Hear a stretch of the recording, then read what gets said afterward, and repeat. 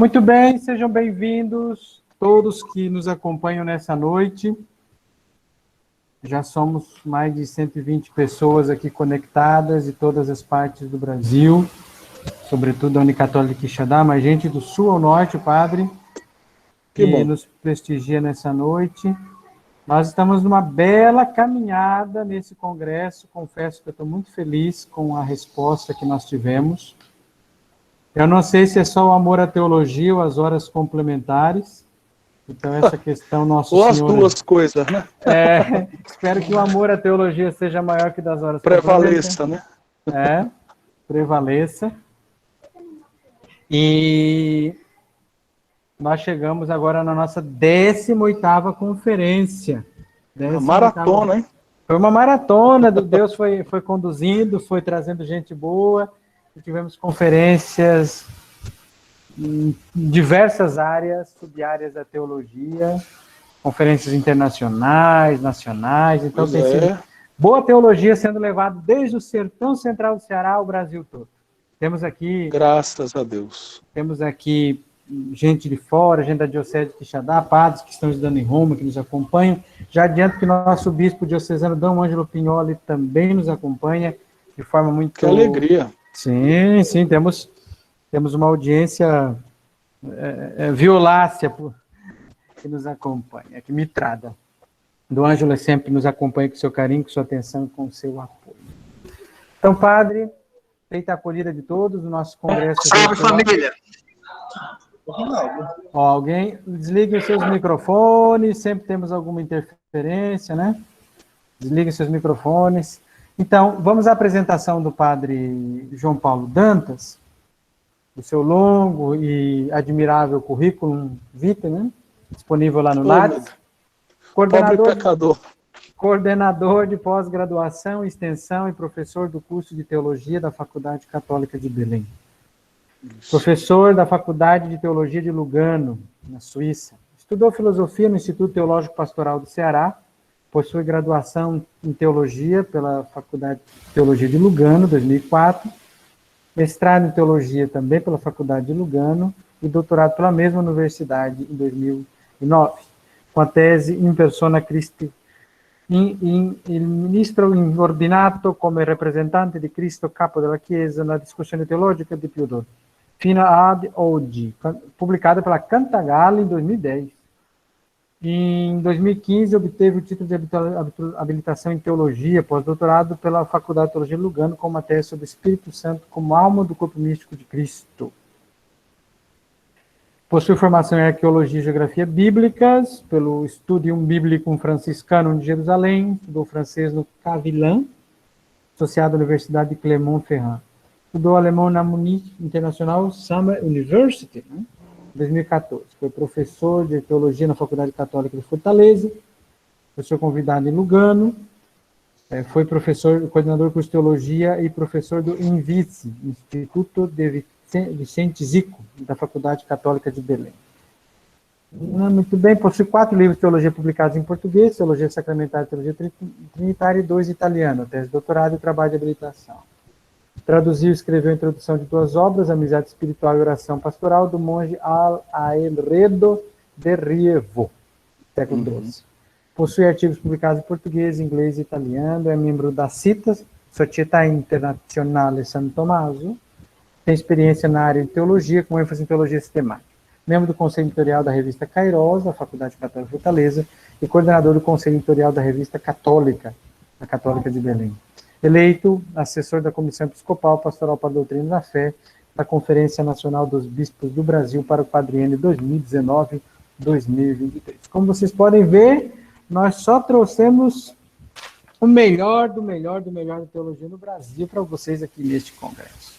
E o padre nos brinda com um tema eucarístico, agora praticamente às vésperas, né? Nas vésperas das vésperas da solenidade de Corpus Christi, neste ano menos barroca e mais interior, praticamente. Padre João Paulo, é uma alegria tê-lo conosco. Nosso protocolo é 45 minutos até 1 hora de conferência. À medida que a conferência vai avançando, eu vou instigando os participantes a enviarem perguntas que deveriam ser respondidas em torno de 15 a 20 minutos. O senhor prefere que eu mande as perguntas por e-mail, pelo WhatsApp, como é que é? Pode ser pelo WhatsApp. Certo? Tranquilo. E, muito bem, ao senhor, a palavra. Beracá, né? Eucaristia, Beracá é o sacrifício. Isso. Então, mais uma vez, boa noite para todos aqueles que nos acompanham. É uma noite de graça poder estar com vocês. Obrigado mais uma vez pelo convite. Tenho um carinho, morei vários anos no Ceará e tenho uma ascendência cearense, né? Por parte de pai. A família do meu pai, da mãe do meu pai, é originária do Ceará. Então tenho um grande carinho pelo Ceará. Faz parte da nossa história. Nosso tema, Eucaristia entre Beracá e sacrifício. A priori, você pode pensar que seja um tema muito distante, né? Aqui no Brasil a gente vive muitas vezes uma espécie de dualismo muito perigoso, na minha pobre opinião, entre teologia e pastoral. Então, muitas vezes as pessoas que estão ali girando em torno do mundo teológico, muitas vezes elas se perguntam logo, né? Não querem nem ler o livro. Qual é a finalidade pastoral desse livro? Tem algum objetivo pastoral? Né? Como se só importasse, digamos, o viés pastoral da teologia. E o viés pastoral da teologia, o elemento pastoral da teologia é muito importante, mas ele não é o único, né? E para a gente chegar, digamos, a transbordar pastoralmente a reflexão teológica, é preciso fazer um caminho árduo, caminho bíblico, sistemático.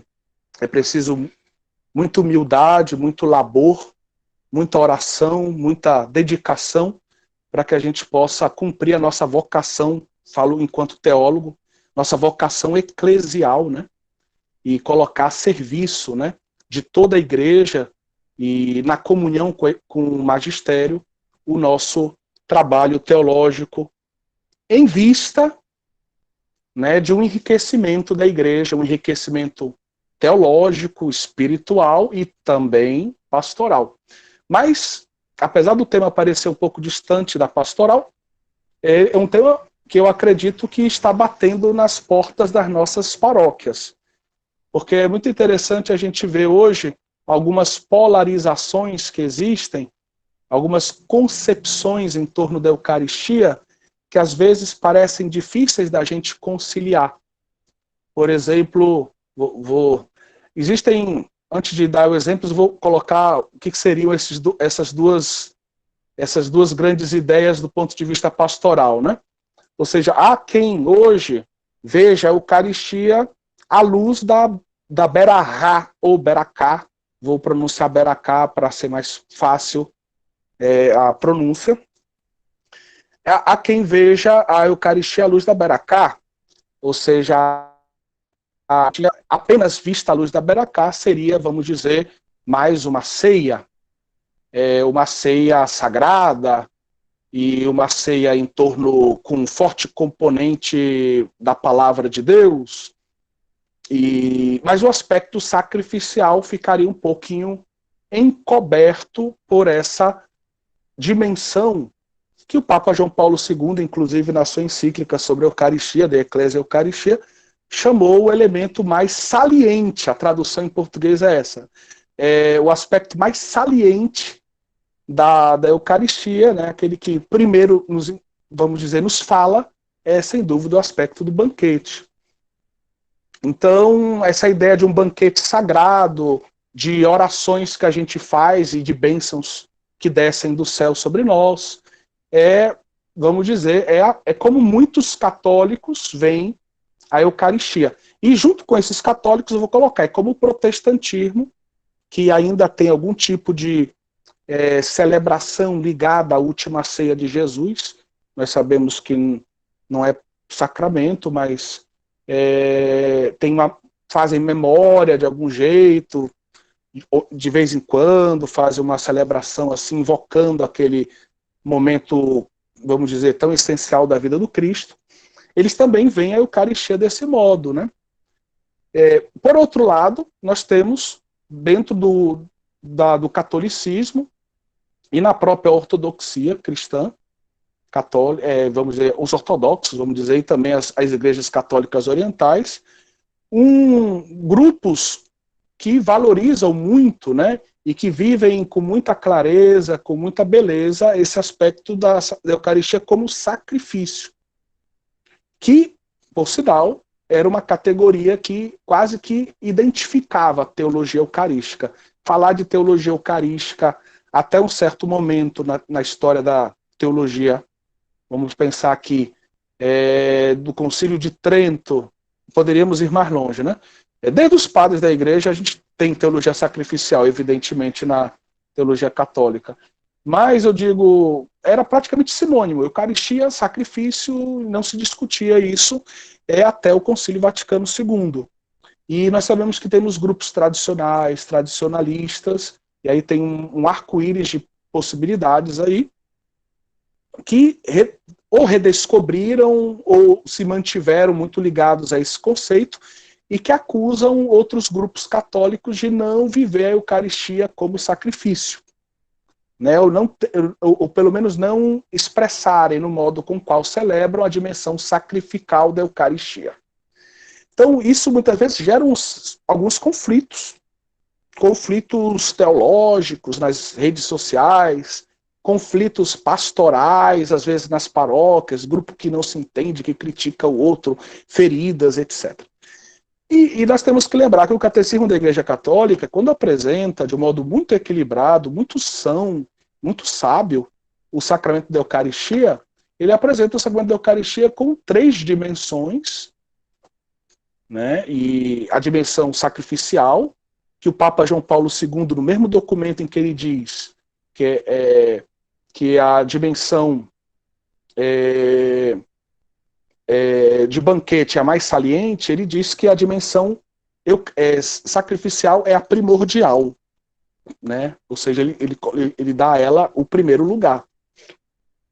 E o Catecismo da Igreja Católica ele coloca em primeiro lugar o sacrifício, depois o banquete, seria a segunda dimensão, e finalmente a dimensão escatológica, nos lembrando que a Eucaristia nos prepara para aquele banquete das núpcias do Cordeiro, como a gente vê um pouco descrito ali no Apocalipse. Bom, então, a gente precisa buscar um equilíbrio na nossa reflexão teológica, que vai favorecer um equilíbrio teológico-pastoral, diria, nesses tempos em que vivemos de polarizações excessivas. E esse é justamente a proposta da nossa noite, é buscar com alguns elementos, com vários limites, e o PowerPoint depois vai servir para que vocês vejam que o meu discurso foi limitado ao tempo que me foi dado, mas que existem perspectivas ainda mais ricas do que aquelas que eu coloquei aqui, que vão na direção de uma visão equilibrada, onde não existe oposição entre banquete e sacrifício, mas a gente pode encontrar, inclusive, uma raiz histórica, teológica, que fala dessas duas dimensões já juntas e ilumina muito a última ceia e ilumina muito a nossa concepção eucarística, tá certo? Que é o sacrifício de comunhão, o sacrifício de louvor, melhor dizendo, que é eu vou muitas vezes pronunciar Zevá Todá, ou Zebá Todá, porque o B e V, você já deve ter estudado hebraico, sabe que a gente às vezes escreve B, mas pronuncia V, é o Vet, né? Então, Zevá Todá seria a pronúncia mais correta. Bom, eu também vou dar uma biografia para vocês no PowerPoint, então vocês não fiquem muito preocupados. Vocês têm como acompanhar o que eu vou dizer. É interessante a gente ver que tem muita coisa nova. Depois do Concílio Vaticano II, entendam, graças a Deus a história da igreja não parou. Então a gente continua caminhando. E a história da teologia também prossegue. Então muita coisa foi descoberta, estudada, aprofundada. E a gente não tem como negar, por exemplo, hoje a influência, para quem estuda um pouquinho de Bíblia, do judaísmo e do mundo judaico do conhecimento que as pesquisas sobre o judaísmo, tanto no âmbito cristão quanto no âmbito mesmo judaico, têm oferecido para nós, para a exegese, né? Ou seja, quanto mais a gente conhece o mundo judaico, quanto mais a gente conhece os textos judaicos, quanto mais a gente conhece os costumes judaicos, mais a gente entende, vamos dizer, o Antigo Testamento e o Novo Testamento também, né?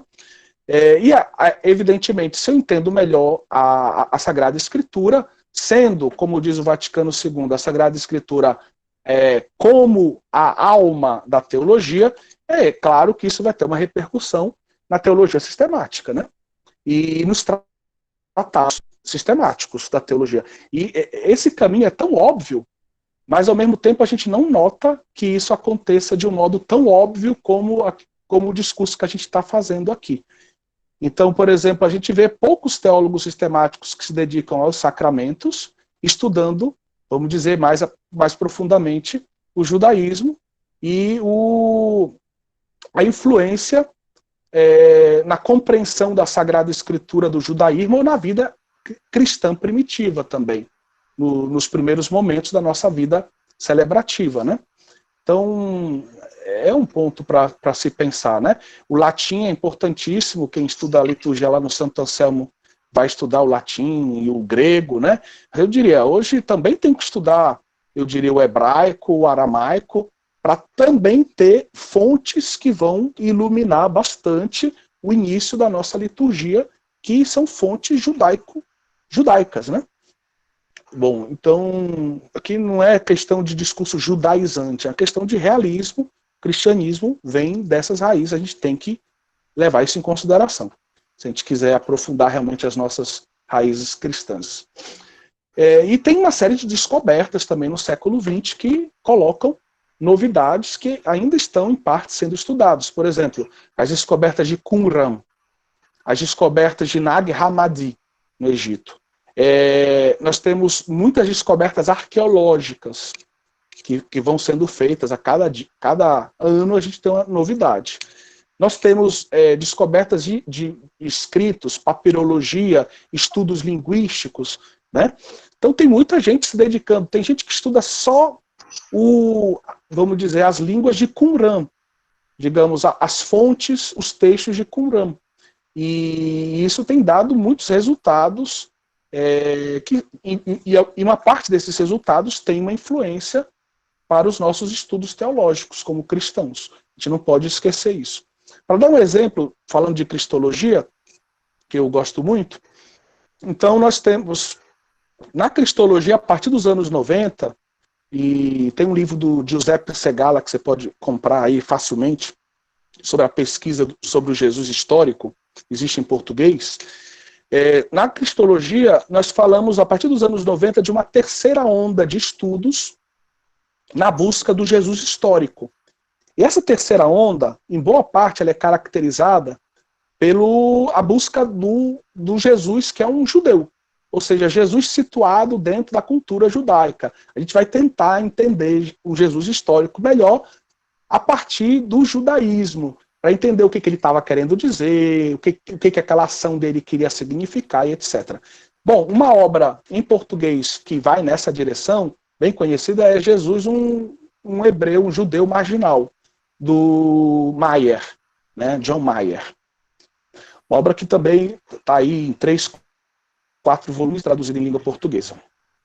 Então, vejo que isso é importante para a cristologia. Eu, como um professor de cristologia, eu não posso esquecer essa realidade. Eu tenho que levar em conta ela para estudar realmente a cristologia bíblica e a cristologia dos padres da igreja.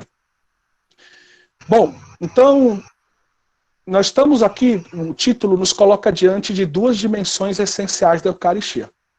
A direção, vamos dizer, o título Beraká está muito ligado à ideia de refeição sacra. Né? O Pessar, a Páscoa judaica, caracterizada por uma estrutura de Beraká. Ela tem uma estrutura de Beraká, certo? E, por outro lado, tem outra dimensão muito importante, que é de sacrifício.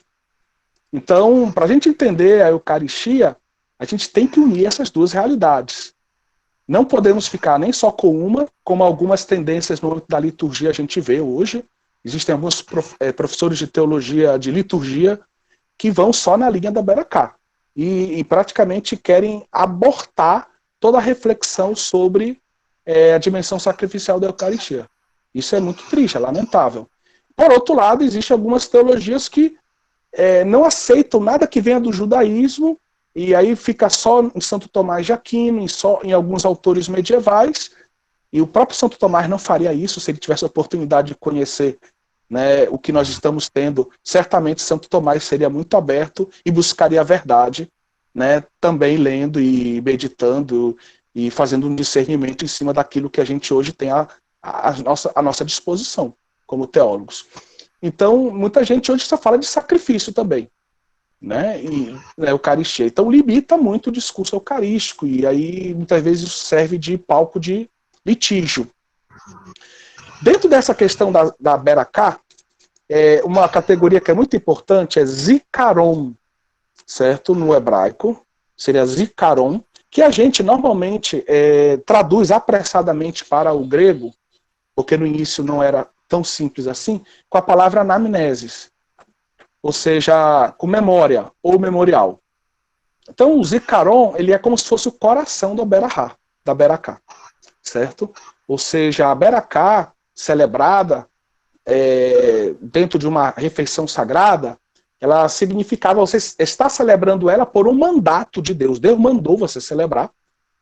Então você faz uma ação de graças, e no meio da Beracá tem a memória, o memorial de um evento, alguma coisa que Deus fez que foi muito importante, normalmente salvífico, né?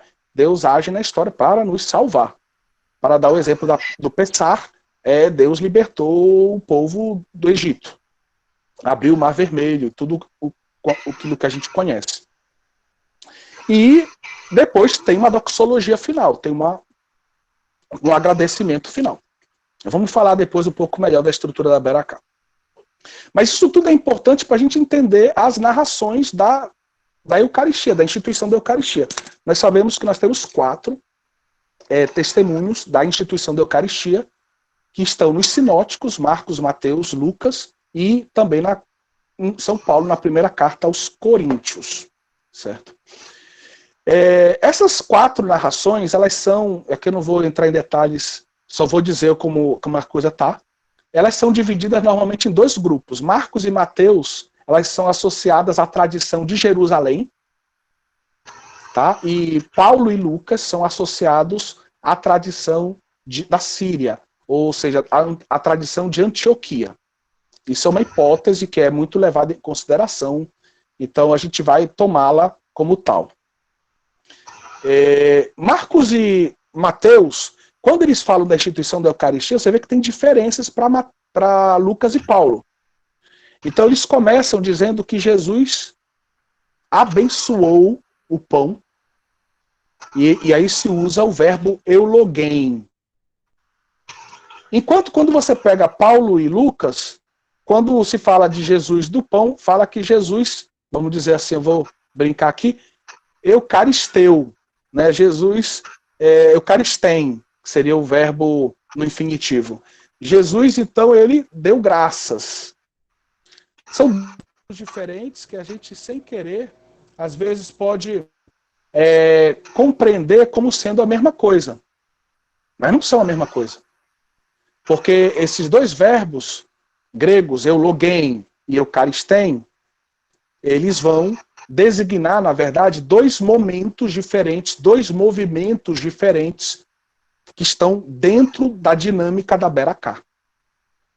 Então, para falar de novo de Lucas e Paulo, eles usam sempre o verbo eucaristém, para o pão e para o vinho. E Marcos e Mateus, eles usam para o pão euloguém e usam para o vinho eucaristém. Certo? Seria à toa isso? Seria apenas um sinônimo? Né? Não. Quando a gente estuda justamente o judaísmo, Sidur, é o livro de orações dos judeus hoje, e quando a gente estuda a Mishnah, que é a tradição oral que foi colocada por escrito ali por volta do 2º século depois de Cristo, ou Talmud, que já depende se é babilonês ou de Jerusalém, quinto ou sexto século, maior ou menor, dependendo das versões, a gente vai ver que não é por acaso, né? Esses textos, antes de que eu me esqueça, Marcos, Mateus, esqueçam a cronologia dos estudos de vocês bíblicos, tá? Marcos 65, Lucas 75, 80, esqueçam isso, porque os especialistas dizem que esses textos da instituição da Eucaristia são, vamos dizer, anteriores à versão final dos evangelhos. Então eles são mais antigos do que a versão acabada dos evangelhos. Joaquim Jeremias, por exemplo, e Rudolf Pesch, são dois exegetas famosos do século XX, eles, da segunda metade do século XX, eles vão dizer que, na verdade, se pode chegar, tanto em Paulo como Marcos, por volta do ano 40. Porque, entendam, Paulo, ele transmitiu o que ele recebeu. Ele transmitiu para os Coríntios, como está lá no capítulo 15, logo no início, versículo 3, se eu não me engano, falando da ressurreição de Cristo. Mas a ideia é a mesma, ele está transmitindo o que ele recebeu da comunidade cristã. É o conceito de parádosis, é o conceito de tradição. É muito bonito, como um bastão que a gente recebe e transmite para aqueles que vêm. Uma geração passa para outra. E o apóstolo faz isso. Se tiver algum bispo me ouvindo, ele está fazendo isso no seu ministério. Ele recebeu e está transmitindo para a comunidade cristã também. E assim todos nós devemos fazê-lo na medida em que participamos desse chamado. Bom, então Joaquim Jeremias e Rudolf Pesch falam dessa idade, bem antiga. Então qual seria a estrutura da Beracá? Então eu vou fazer aqui com as minhas mãos, depois você tem na apostila, ou no PowerPoint, você tem o esquema assim, um pouquinho mais bonito, né? Então a Beracá, ela nasce primeiro, a reunião se dá por um mandato de Deus. Deus mandou a gente celebrar o sábado, Deus mandou a gente celebrar a Páscoa. Então é uma bênção estar reunido para celebrar. Então começa primeiro dando graças a Deus. Então é o Eucaristain, seria, no grego seria esse verbo, Eucaristain, a gente dá graças a Deus. E depois, a Beracá entende que quando a gente dá graças a Deus, depois a gente recebe de Deus uma bênção. Né? Deus, que foi louvado, ele vai abençoar os nossos, por exemplo, os nossos alimentos, a nossa vida, a nossa família, certo? Então, vou ler aqui para vocês um exemplo de oração de Beracá, tá bom?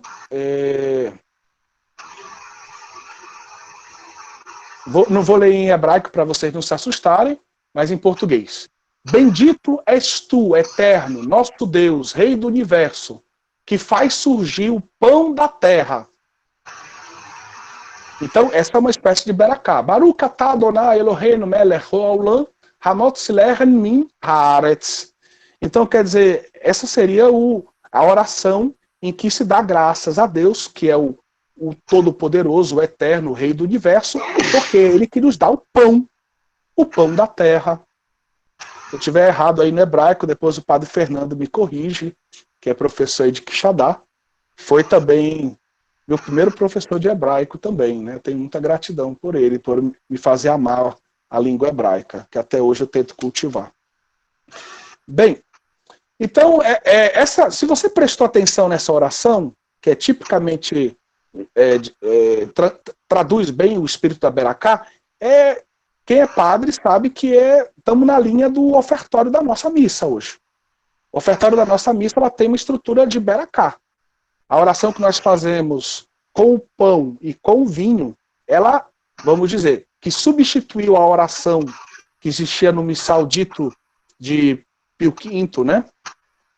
Ela é uma oração estruturada à luz da ideia de Beracá. Então, vejam como é importante a Beracá para a nossa tradição litúrgica contemporânea, né? Então, quer dizer, sobe a ação de graças, o Eucaristain seria em alemão, Eucaristain, e desce o Elogen, né? Desce o Elogen, quer dizer, desce a bênção de Deus. O Elogen seria, pode ser louvor também, mas seria uma bênção de louvor. Então desce a bênção de Deus sobre aqueles, sobre o pão, sobre o vinho, sobre a família, etc. Então, bem, existe esse duplo movimento.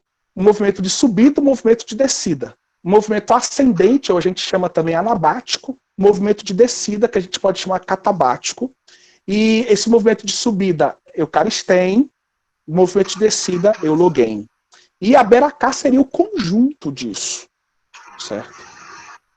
Só que o que acontece? Quando se traduz no Novo Testamento, né, no Novo Testamento, esta ideia vai prevalecer o termo eucaristém, que é o movimento ascendente.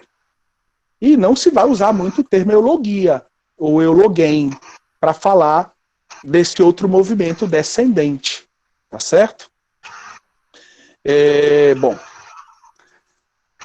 Então, aqui, por exemplo, mora, a gente já encontrou, já que eu falei do ofertório, uma das tensões que existe. Aquele pessoal que defende o grupo o mais tradicionalista, que defende o caráter sacrificial da missa, diz que a missa de Paulo VI, como eles chamam, ou a forma ordinária do rito romano, ela foi deformada, vamos dizer, eles dizem isso na prática.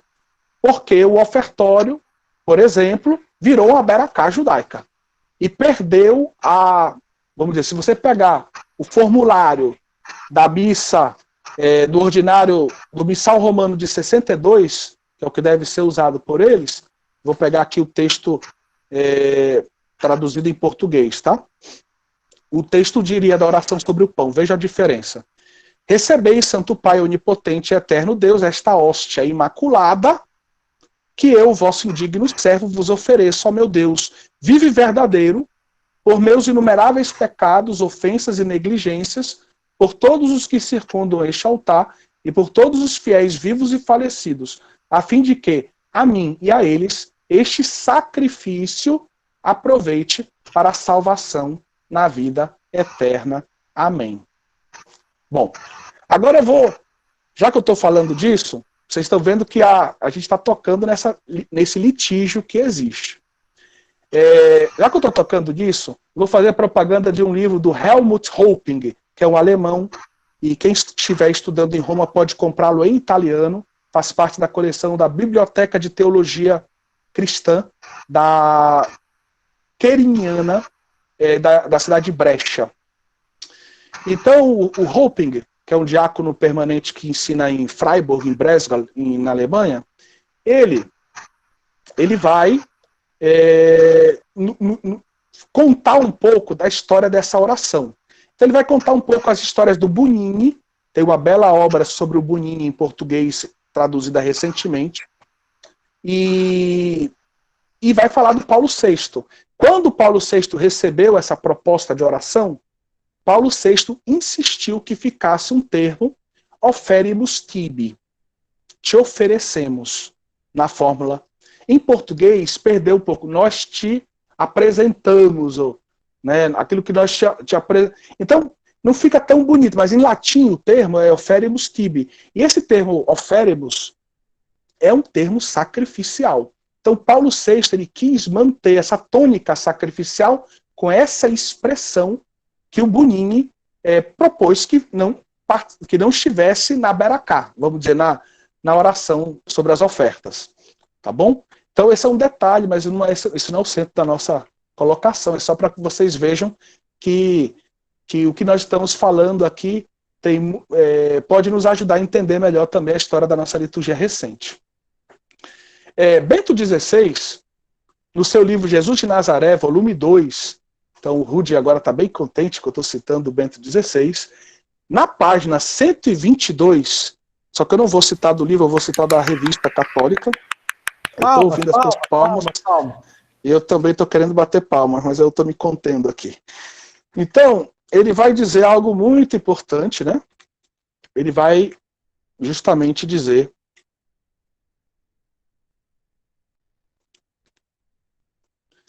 que essas duas realidades da beracá, esse duplo movimento, esse movimento ascendente, esse movimento descendente, eles devem ser mantidos unidos, né? A gente não pode perdê-los de vista.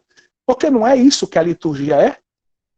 O Vaticano II, quando define a liturgia lá em Sacrosanto Concílio número 7, ele vai nos propor justamente, né, esse duplo movimento, né, glorificar a Deus e a santificação dos homens. Então a gente nunca pode perder de vista Sacrosanto Concílio, que é para nós uma carta magna em matéria de compreensão litúrgica, certo? Então esse duplo movimento, ou seja, glorificar a Deus, Eucaristém, e Deus que nos abençoa, nos santificando, porque a bênção de Deus é santa. O que é bênção, né? Na verdade, a bênção significa dizer o nome de Deus sobre a realidade. O nome de Deus é santo, então a bênção santifica. Ela é santificadora, né? Sabemos que é um sacramental, então depende da fé, mas ela é santificadora. Bem, então, nascida fora do culto, a Beracá, ela entra na liturgia do templo. Então, muito provavelmente, a Beracá ela era uma realidade que já fazia parte da vida do povo de Israel. E quando o templo foi edificado, ela acabou tomando também um lugar no templo, vamos dizer, de Salomão em diante. Se você quiser pensar lá na tenda do encontro, a gente tem menos material que nos ajude sobre isso, do ponto de vista histórico literário. A gente pode até imaginar e pode teorizar um pouco isso, mas o que a gente sabe é a liturgia do segundo templo, né? Que é a que a gente conhece melhor e que, em boa parte, tenta restabelecer aquela do primeiro templo. Então ela entra na liturgia do templo, essa ideia de Beracá, ela vai compor, né, o modo de fazer as coisas no templo, e o principal ato do templo é o ato cultual. E qual é o coração do culto de Israel? Diz o Albert Vanois, professor durante muitos anos e até reitor do Pontifício Instituto Bíblico de Roma, belga. Ele vai dizer, é o sacrifício. O sacrifício é vamos dizer, o coração do culto. O outro que diz a mesma coisa é Roland Devaux, no seu livro sobre as instituições do Antigo Testamento. Então, a estrutura da Beracá é tripartida. A ação de graças no início, bendito sejais, Senhor Deus do universo, né? Depois, na Beracá, existe um memorial, porque Deus ele nos libertou do Egito, porque Deus nos salvou, porque Deus enviou Jesus Cristo para nos salvar, para nos dar, para selar uma nova aliança, e depois tem uma doxologia final. O Cesare Giraldo, que é um grande escritor de teologia eucarística, que eu admiro muito, né? Ele tem um livro, Num Só Corpo, eu acho, que ele analisa as orações eucarísticas. Existe em língua portuguesa, da Loyola, se não me engano. E ele, nesse livro, ele vai analisar as orações eucarísticas sempre à luz da estrutura de Beracá, tá certo? E é interessantíssimo, mas na minha opinião, ele esquece um pouco a dimensão de sacrifício, tá? Bem, então faz parte da Beracá, então no segundo momento dela, tem a ação de graças inicial, a doxologia final, e no meio o memorial, o Zikaron, né? Então o Zikaron vem do verbo zakar, que é recordar, mas não só uma recordação subjetiva. Na visão judaica, se une o aspecto subjetivo, o verbo, vamos recordar, ao aspecto objetivo, que seria o monumento, é assim que vai traduzir a Vulgata, né? Aquilo que foi feito por Deus, aquilo que Deus fez é concreto e a gente pode ainda tocar nisso. Isso faz parte da nossa vida. Deus nos salvou, essa salvação nos abraça, ela está presente. Então, celebrar o Zikaron, o memorial, significa confiar que aquilo que Deus fez ainda está presente entre nós. Isso é muito importante. Tanto que na tradução desse termo Zikaron era complicada a tradução, se usaram dois termos, um para dizer a parte mais concreta, o outro para dizer a parte subjetiva. Então o termo anamnesis, como eu dizia para vocês, seria o aspecto mais subjetivo, o verbo recordar. Enquanto para dizer o aspecto mais objetivo, se usava um outro termo que é mnemosinon, que seria o objeto recordado, a coisa recordada, certo? Na Vulgata vai se traduzir isso por monumentum. Monumento, você imagina uma coisa sólida, né? Concreta. Pois bem, é exatamente essa a ideia. Então nós temos a ideia do Pessar. O Pessar, ele tem uma estrutura dessa. Eu não sou especialista em Pessar, tem gente que sabe muito mais do que eu, certamente, mas o Pessar, ele tem uma estrutura de Beracá, e no meio dele tem o memorial. Se faz o memorial da libertação do Egito. O Ratzinger também, de novo citando ele, e da revista que eu vou mandar para vocês a fotografia, o Rude deve ter mandado para vocês, da nossa revista volume 1 aqui da faculdade, na página 214, eu resumo um pouco o pensamento dele, quando ele diz que, na verdade, celebrando o Zikaron, o memorial, acontece algo extraordinário. O passado está presente agora na comunidade que celebra. Mas não apenas, vamos dizer, o passado está presente agora. O passado está presente agora nos lembra que nós ainda estamos caminhando aqui nessa terra. Somos o povo de Deus que peregrina. E isso tem uma perspectiva de futuro também. É a dimensão escatológica. É a dimensão de caminhando no já, mas no não ainda, né? Como dizia, né? Como alguns autores dizem por aí, né? O Schurman, se eu não me engano, né, diz isso. Não, o Oscar Cullmann, né, diz isso. Então, o memorial, essa ideia de memorial faz com que o evento do passado esteja presente hoje e o meu hoje se abra com esperança para o futuro. Porque o que Deus fez me dá segurança hoje, é presente o que Deus fez, concreto, é monumentum, mas me abre na direção do que virá ainda. Ou seja, da obra que ainda Deus vai completar em nossas vidas. Na vida do povo, né? Bom, aí ele cita, num belo artigo que está no volume 11 das obras completas, né, do Joseph Ratzinger, das edições da CNBB, ele vai citar dois autores que eu acho que deveriam ser mais estudados. No Brasil tem muito pouco escrito sobre eles. Max Turian é uma figura fantástica do ecumenismo. Ele fundou, junto com o Frei Roger, o TZ, lá na França, né? Ou Taizé, para quem não sabe pronunciar direito, pode ter lido já aquelas músicas bonitas de TZ. E ele depois se tornou um sacerdote na diocese de Nápoles e escreveu muita teologia sobre a Eucaristia. E ele vai mostrar que o memorial, justamente, ele consegue, na linhagem bíblica, a partir da Sagrada Escritura, ele consegue explicar a Eucaristia. Quando Jesus diz, fazer isto em memória de mim, essa palavra, fazer isso em memória de mim, seria zikaron, fazer memorial de mim. E isso, dentro da realidade judaica, seria celebrar o meu memorial. Celebrar o meu memorial significa, quando eu celebro a Eucaristia, o que Jesus fez por mim, a obra redentora, está presente ali. E nas palavras da instituição da Eucaristia, a gente vê que é claro o que Jesus está querendo dizer. Ele está dando o corpo e o sangue dele. Corpo e sangue vão se tornar alimento, mas o corpo e o sangue que ele dá, que ele oferece, sacrifício, oferta de amor. Certo? Então, nas palavras da Eucaristia, o Cesare Giraldo, ele fala muito bem disso no livro dele. A gente encontra as palavras da instituição da Eucaristia, tanto o aspecto de banquete, tomai e comei, quanto o aspecto de sacrifício. É o meu corpo dado, entregue por vós, é o cálice do meu sangue derramado, oferecido por vós. Então isso é muito importante, né? As palavras trazem as duas dimensões unidas. Então esse memorial, ele vai unir o evento da cruz ao nosso presente, ao nosso hoje, à nossa comunidade que celebra agora, né, a Eucaristia. Eu vim da Eucaristia, né? Estava celebrando agora e rezei por todos vocês aqui na nossa Catedral de Belém.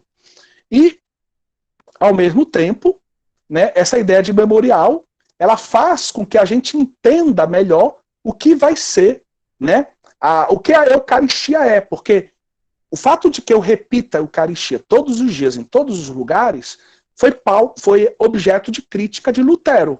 Lutero vai criticar, dizer que nós católicos somos, vamos dizer, não valorizamos a cruz de Cristo porque queremos repetir o sacrifício da cruz de Cristo com as nossas eucaristias, dizendo que elas são sacrifício. E ele não entendia que não tem repetição, o Concílio de Trento deixa isso claro num decreto. Não tem repetição do único sacrifício de Cristo na cruz. Mas esse sacrifício ele se torna presente em cada Eucaristia que nós celebramos. E aí, faço uma propaganda do meu livro sobre Eucaristia, Filhos no Filho, eu tenho um apêndice, né, com umas 15, 20 páginas, que eu vou mostrar como a teologia tridentina tem dificuldade de justificar isso. A pós-tridentina, na verdade, né?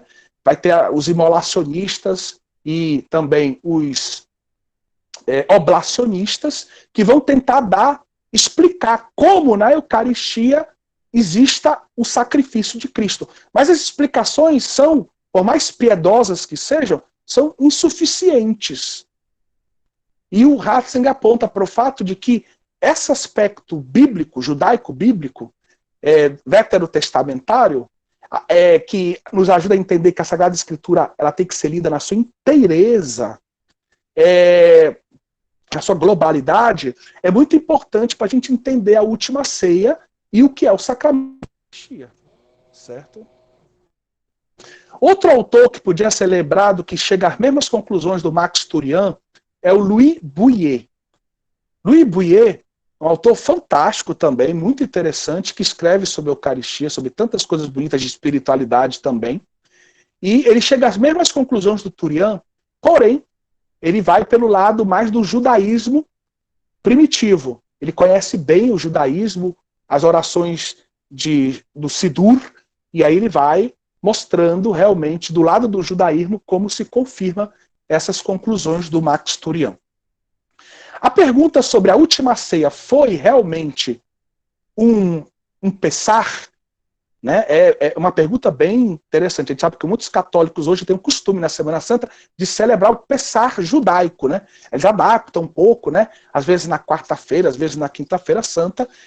Depois eu digo uma palavrinha sobre isso, mas é só a minha opinião. E, na verdade, não vou dar minha opinião, não, que não presta muito, não. Vou dar a opinião do Hoping, tá bom? Desse alemão que eu já citei. Então, a última ceia foi um Pessar.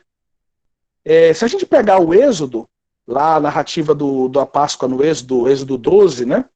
Nós vamos ver que tem o banquete que os judeus celebram naquela noite. Ele tem alguma coisa de sacrifício, né? Mas não é o centro, não se fala tanto de sacrificar o cordeiro a Deus, queimá-lo, queimar uma parte. Não. Tem um aspecto, o sangue que protege tudo nas portas. Tem um aspecto, tênue o aspecto sacrificial. Parece prevalecer o aspecto de banquete, realmente. Porém, se a gente pegar como os judeus celebravam a Páscoa no tempo do segundo templo, ou seja, depois do exílio, nós vamos ver isso indo na direção de Jesus. Era claro o sentido sacrificial do Pessar judaico. Né?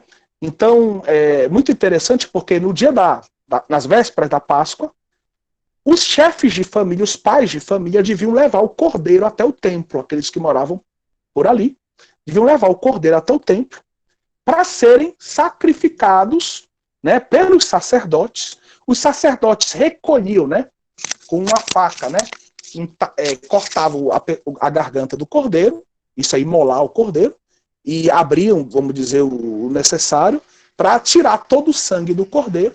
Então eles recolhiam todo o sangue do cordeiro. Esse cordeiro depois, o pai da família levava para casa para assar e comer com a sua família, conforme as indicações judaicas. E o sangue depois era derramado no pé do altar dos sacrifícios.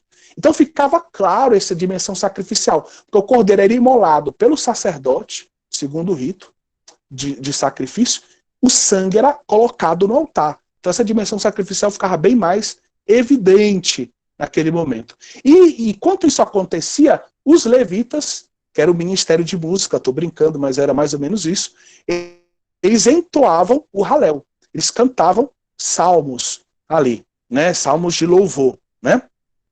para dar a espiritualidade, né? Porque não é só o ato exterior.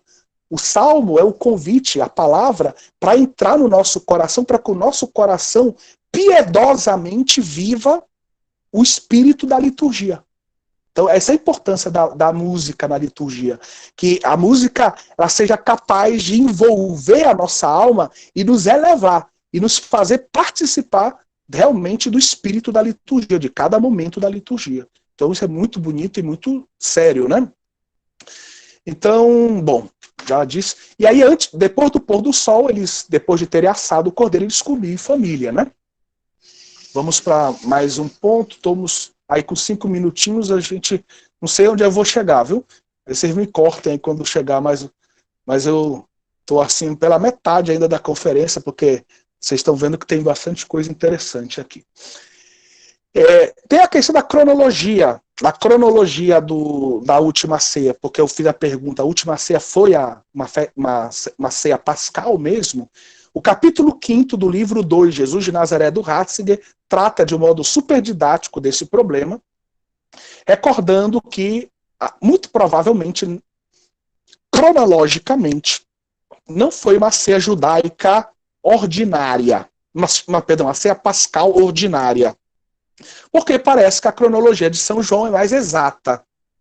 E então Jesus, quando comeu a última ceia com seus discípulos, comeu um dia antes da última ceia, vamos dizer, da ceia pascal dos judeus. Porque se Jesus tivesse comido, como nos sinóticos, a última ceia, junto com todo o povo judeu, a sexta-feira santa teria sido o dia de Páscoa.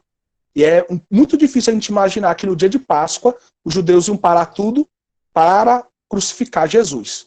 Muito mais fácil pensar que fizeram isso nas vésperas, se livraram de Jesus, entre aspas, rapidamente, para que eles pudessem celebrar, entre aspas, em paz a Páscoa no sábado, certo? Que coincidiu com o sábado naquele ano.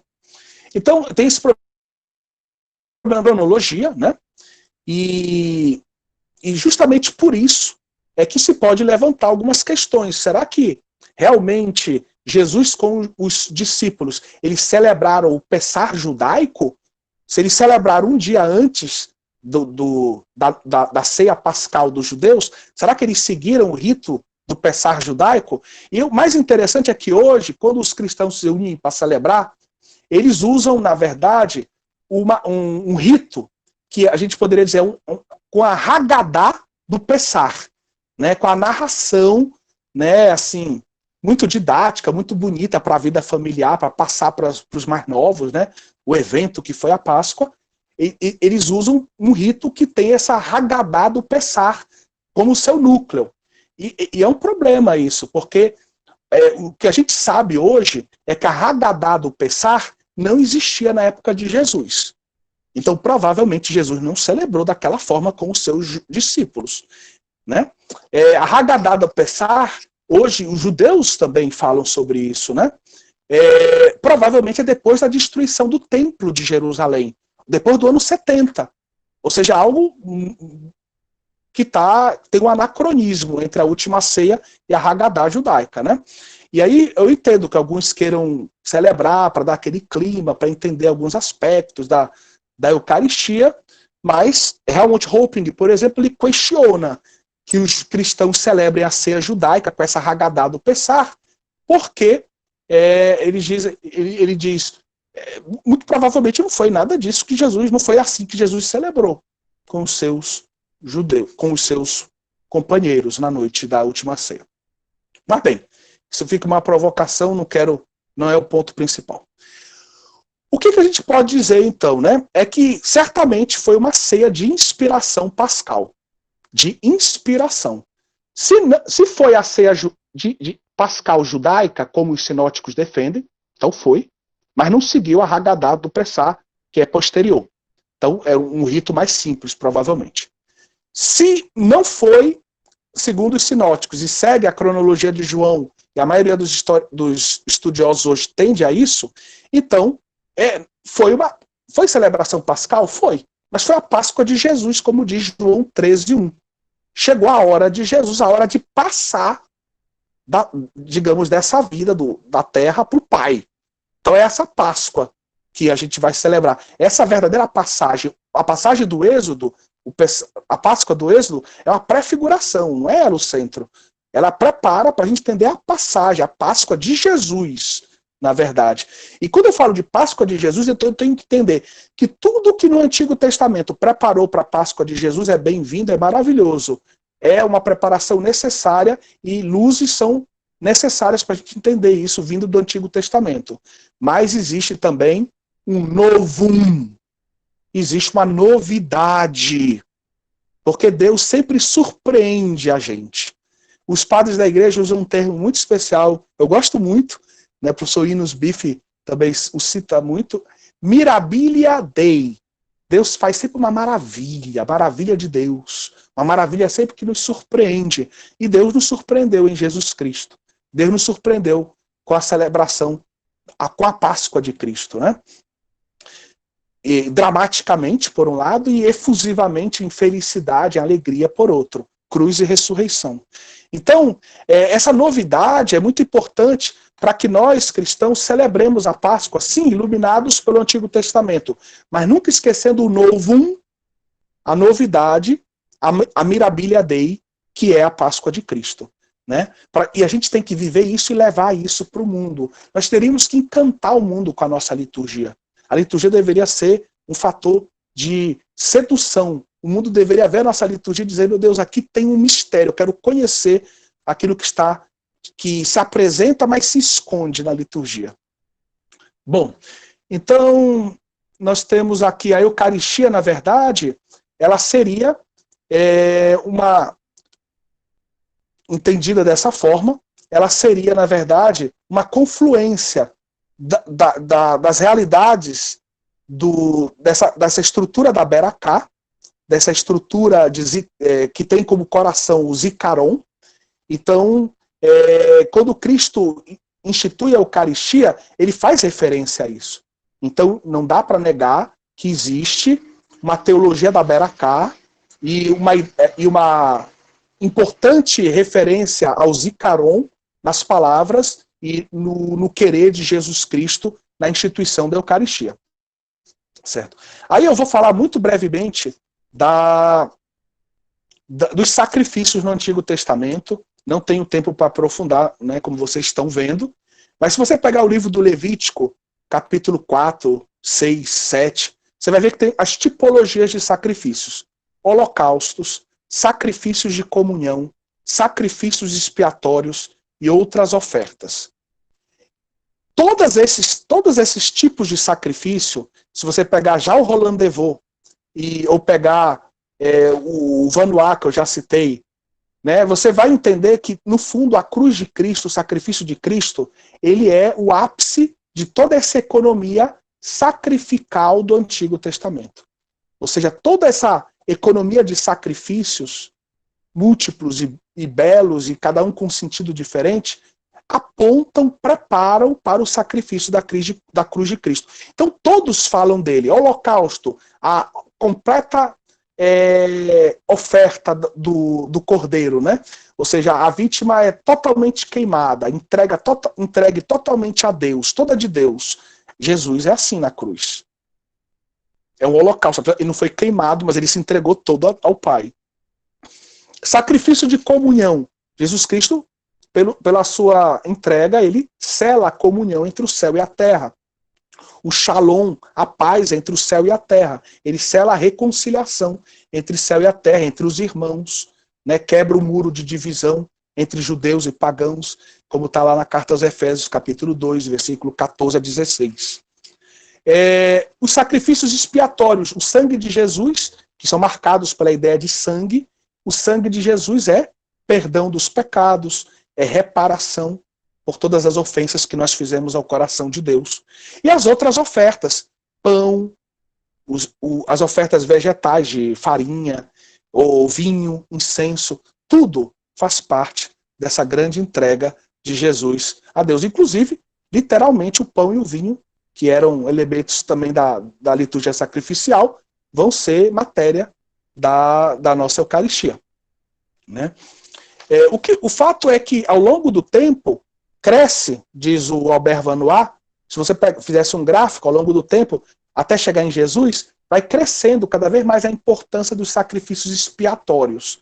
Tanto que na época de Jesus, os tamide, que eram os sacrifícios diários, feitos de manhã e de tarde, vamos dizer que são esses sacrifícios diários, tamide são os pais das nossas laudes e vésperas. Louvar a Deus de manhã e louvar a Deus de tarde, né? Então, eles tinham já um caráter claramente expiatório na época de Jesus. Dentre os sacrifícios que aparecem aqui, eu falei do sacrifício de comunhão. Sabe como é que a gente lê isso? Seria Zevá Selamim. Selamim, com M, né? Com men no final. Então, o Zevá Selamim seria o sacrifício de comunhão. Essa palavra comunhão vem de shalom, paz, né? A mesma raiz, tá bom? Mas existem 3 tipologias de sacrifício de comunhão. A que nos interessa mais é o sacrifício de louvor, que é o Zevá Todá. Por que é tão importante o Zevá Todá? Né? Existem pesquisas recentes, dos anos 70, que questionam vamos dizer, nós entendemos a Eucaristia somente à luz da Beracá, como alguns beneditinos propuseram ali em torno dos anos 60, 50, 60, na verdade, movimento litúrgico até antes, né? Já nos anos 40, mas eu não sei se tem muita coisa publicada sobre isso nos anos 40. Nos anos 50 eu sei que tem. Então, a partir dos anos 70 começam trabalhos, por exemplo, do Caseles, do Ledogan, do Odasso. O Odasso é mais tarde, italiano. Então, eles vão começar a questionar, ler a Eucaristia somente à luz do Beracá. Então, esse seria um problema. Em 76, existe um trabalho de um alemão chamado Geze, que é citado pelo Ratzinger, que defende uma tese que a última ceia não deveria ser lida à luz da Beracá, mas deveria ser lida à luz de uma realidade anterior à Beracá, anterior às ceias sacras, às ceias, vamos dizer, às refeições sagradas judaicas, que seria o Zevá Todá, o sacrifício de comunhão. E ele vai explicar por quê. E ele vai explicar dizendo, o Zevá Todá tem uma característica. Todos os sacrifícios de comunhão, ele é só um tipo de sacrifício de comunhão. A vítima, o cordeiro, por exemplo, era dividido em 3 partes. Uma parte para Deus, queimada no altar. Uma parte para o sacerdote, que ele tinha que comer no mesmo dia. E uma parte para o ofertante, que reunia a sua família, os próximos, e comia no mesmo dia. Não podia deixar para o dia seguinte. Lembra lá de Êxodo 12 também? Aquele costume que está lá em Êxodo 12 de não poder deixar para o dia seguinte. O Geze diz que ali está se projetando lá em Êxodo 12 um costume que é pós-exílico e que na verdade que vem do quê? Vem do Zevá Todá. Não é o Zevá Todá que está imitando a questão do Cordeiro Pascal, mas o hábito de celebrar a Páscoa dos judeus pós-exílio, que foi projetado lá em Êxodo 12, é que imita, comunica um pouco o costume que veio do Zevá Todá. E esse sacrifício ele é pré-deuteronômico. Pré-deuteronômico significa, você pensa aí, entre Salomão e o rei Josias, tá bom? Ou seja, rei Josias 640, 609, mais ou menos, antes de Cristo, claro. Então, o Zevá Todá, o que ele seria, esse Zevá Todá? Ele seria, digamos, um sacrifício, alguém que foi salvo, um homem foi salvo, estava muito doente, ou ia morrer, uma situação de risco, de guerra. Ele se sentiu salvo por Deus, claramente salvo. Ele tem uma nova vida agora. Então ele vai até o templo, entrega o cordeiro, o sacerdote divide o cordeiro em 3 partes, uma parte para Deus, uma parte para ele, uma parte para o ofertante, e ele vai comer naquele mesmo dia com a sua família. Então, é claro que com a sua família ele tem que comer ali perto do templo. Não dá para ele ir para longe do templo. Então, essas refeições aconteciam muito provavelmente ali perto dos átrios do templo, na morada da casa de Deus. Até para, entendeu? Quando a gente oferta uma coisa a Deus, é como se, entre aspas, é como se aquela oferta subisse ao céu e Deus fosse comer aquilo. A ideia de fundo era essa. Deus ele se alimentaria daquele cordeiro que a gente oferta para ele, certo? E aí é como se eu estivesse em torno de uma mesma mesa com Deus. Deus está de um lado da mesa, o sacerdote está do outro lado, porque ele vai comer também a parte dele, e eu, por outro lado, vou comer com a minha família também o mesmo cordeiro. Então, esse fato de ser o mesmo cordeiro e da proximidade com o templo, com o sacrifício, explica uma refeição, um banquete sacrificial. Ou seja, um banquete onde a gente come o sacrifício, Zevá Todá. E aí a gente vê como a gente, nessa ideia aí, se une banquete, sacrifício. Certo? Bom, tem uma série de razões, agora eu não posso aprofundar, mas na época pré-deuteronômica, né, o abate do cordeiro só podia ser feito no altar, por um sacerdote. Então tinha que ser comido, se a regra era comer ali no mesmo dia, tinha que ser comido ali por perto, né? E esse sentido de comunhão, Zevá Selamim, né, de sacrifício de comunhão, e o espírito da celebração qual é? Um Zevá Todá. É gratidão, é ação de graças. Todá, até hoje, para quem conhece o hebraico moderno, Todá é obrigado em hebraico moderno, né? É gratidão. Então, tinha um caráter sacrificial, essa celebração, e tinha a Beracá, a estrutura de Beracá também dentro dele, e tinha o Zikaron. E um detalhe, no contexto do sacrifício tinha o canto dos levitas. E aí o Geze vai mostrar como vários salmos, eu vou citar aqui 5, 31, 69, 51, 40, de 1 a 12, e 22, é um salmo muito importante para a paixão e para a cruz de Cristo, né? Esses salmos, eles nasceram no ambiente de Zevá Todá. O Sitzenleben, como diz os alemães, seria o ambiente do Zevá Todá. Então os levitas, eles cantavam os salmos para dar aquela piedade, o espírito de coração, e se vivia aquele banquete, onde se comia a parte do cordeiro, que a família ficava, aonde se dava graças, o espírito era de gratidão, porque eu estava morto e Deus me deu a vida de novo. Deus me ressuscitou. Deus me deu uma nova vida. Era esse o espírito de gratidão, nova vida. E uma característica, se usava um pão fermentado. Não era o pão ázimo lá da ceia pascal. Não era o pão ázimo, sem fermento. Usava-se um pão fermentado. E vejam que detalhe interessante, quando Marcos e Mateus falam, né, de Jesus pegou o pão, eles usam no grego o termo artos. E artos era o pão usa o termo de pão ázimo. E essa expressão existe. Né? A gente sabe que existe essa expressão no Novo Testamento. Né? Então, quer dizer, se usa o pão fermentado. E o cálice é muito do sacrifício, né? Era como se ele encarnasse o sacrifício junto com o cordeiro. E o cálice significava que eu tenho que proclamar aquilo que Deus fez por mim, essa vida nova que Deus me deu, eu tenho que proclamar isso para as gerações futuras. Como eu estou fazendo agora, com a minha família, com os meus amigos, eu tenho que proclamar isso para sempre.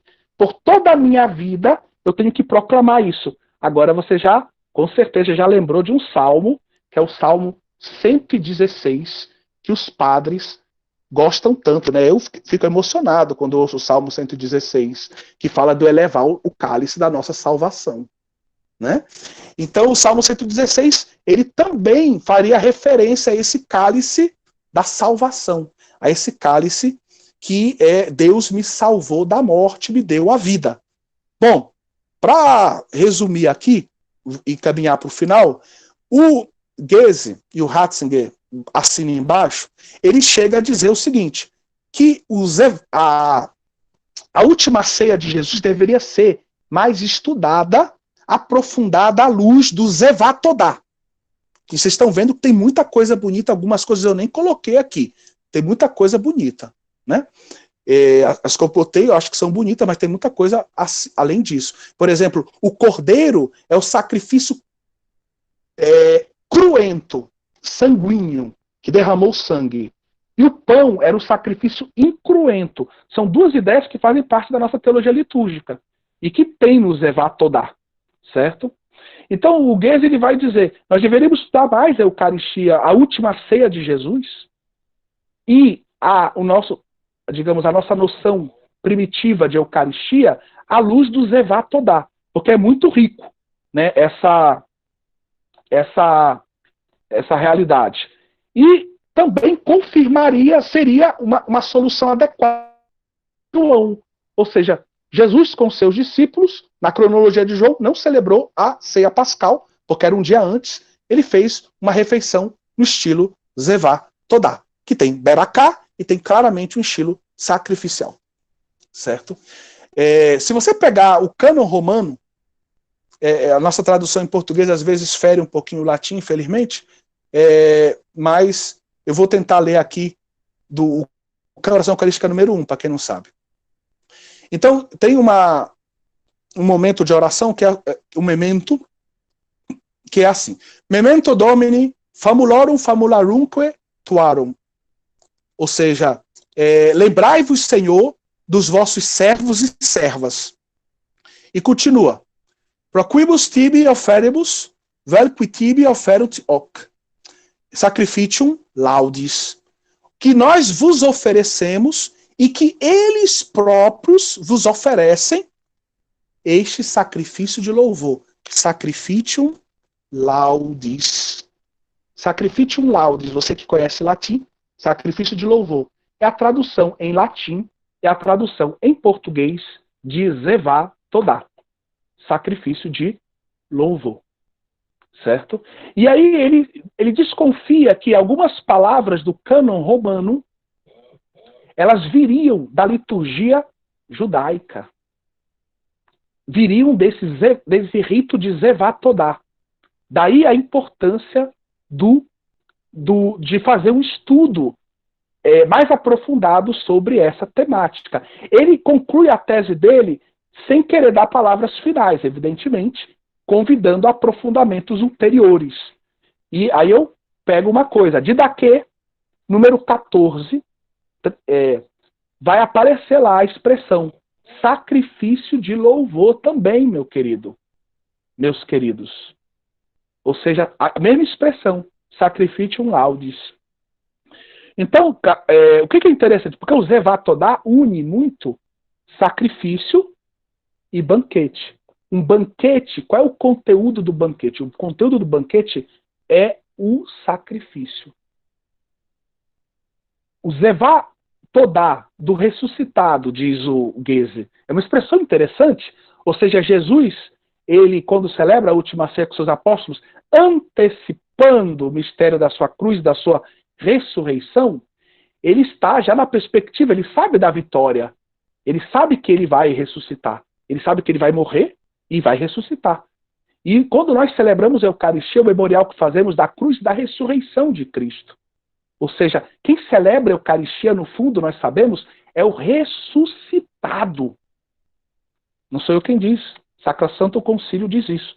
O grande ator da liturgia é Jesus Cristo, cabeça, que une, né, o seu movimento de amor, de oração, né, toda a igreja, o seu corpo todo, né, nesse movimento ascendente e descendente também, né?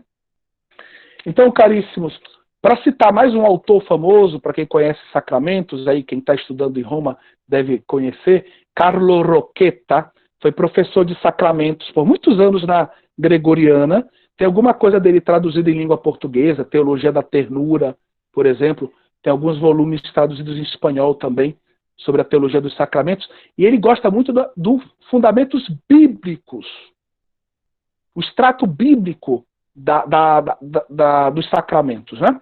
O Carlo Roqueta, ele confirma que os primeiros cristãos devem ter celebrado a Eucaristia nesse contexto de Zevá Todá, porque isso ajudaria eles a compreender melhor o que foi a última ceia de Jesus. E eu vou terminar com uma frase que se encontra na tese do Ghezzi, que eu tenho em italiano, não tenho a original dela, e que eu achei muito bonita e coloquei no meu artigo aqui na Revista Católica. E a frase é a seguinte, é de um rabino falando do Zevá Todá, mas só que nós, como cristãos, nós vamos entender essa frase à luz do Cristo ressuscitado, que é o princípio hermenêutico de toda a teologia, no fundo, e à luz também da nossa fé eucarística, né, nessas vésperas, quase vésperas de Corpus Christi. No tempo futuro, diz o rabino, no tempo messiânico, cessarão todos os sacrifícios, mas o sacrifício da Todá, ou seja, Zevá Todá, não cessará jamais. Cessarão também todos os cantos religiosos, mas o canto da Todá, da Zevá Todá, não cessará jamais. Amém. Que a gente nunca cesse de cantar a Todá, Zevá Todá, a Eucaristia, paixão dos nossos corações, coração da nossa vida eclesial, coração da nossa experiência com Deus nessa terra. Amém. Padre João Paulo, muito obrigado pelas suas palavras, a sua emoção sacerdotal muito nos toca e nos convida a uma conversão maior, um amor eucarístico maior. Eu mandei algumas perguntas para o seu WhatsApp para que o senhor possa esclarecer as dúvidas. Vou abrir aqui no computador e vou dar uma olhada aqui, que eu puder ajudar. Que eu não puder, eu mando de volta para você. Vamos abrir aqui. O que eu digo é o seguinte, temos aqui o portal, enquanto o senhor olha aí, né, todos estão cientes que a partir do dia 12, pouco a pouco, começarão a ser publicados os certificados, em todas as conferências de paciência. Eu já coloquei, eu mandei para o e-mail de vocês eu mandei para o e-mail o PowerPoint, eu coloquei todos os links dos livros do padre aqui no chat, e é isso. Eu tive que encerrar as perguntas, tá? Depois que eu disse perguntas encerradas, eu não vou considerar as perguntas que vieram depois, porque eu já as tinha encerrado, tá bom? Também para nós limitarmos o número de perguntas. Padre, são 6 perguntas de 20 minutinhos aí. Deus me ajude. Vamos ver. Primeira pergunta, a concepção da Eucaristia como banquete e sacrifício é algo que pode ser identificado na apologia de São Justino Mártir? Eu acho que você está querendo falar da primeira apologia, imagino. E na primeira apologia se fala em 2 momentos da Eucaristia, né? 2 momentos seguidos. Se fala do domingo, né, o Dies Domini, e é muito bonito como ele fala do como deve ser o domingo e a Eucaristia dentro do domingo, e depois se fala de como se celebra a Eucaristia. Só que, entendam, o objetivo de Justino é apologético, não é, vamos dizer, de descrever o rito com todas as minúcias, né? Ele quer apenas apresentar alguns aspectos do rito para,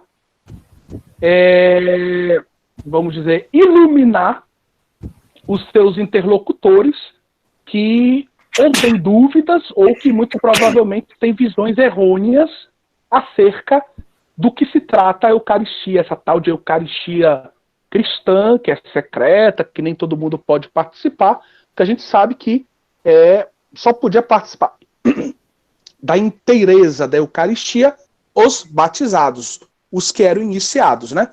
Os catecúmenos, eles participavam apenas de uma primeira parte, né? Até hoje fica um pouco essa ideia da missa dos catecúmenos, Ou seja, seriam mais ou menos a liturgia da palavra. Mais ou menos isso.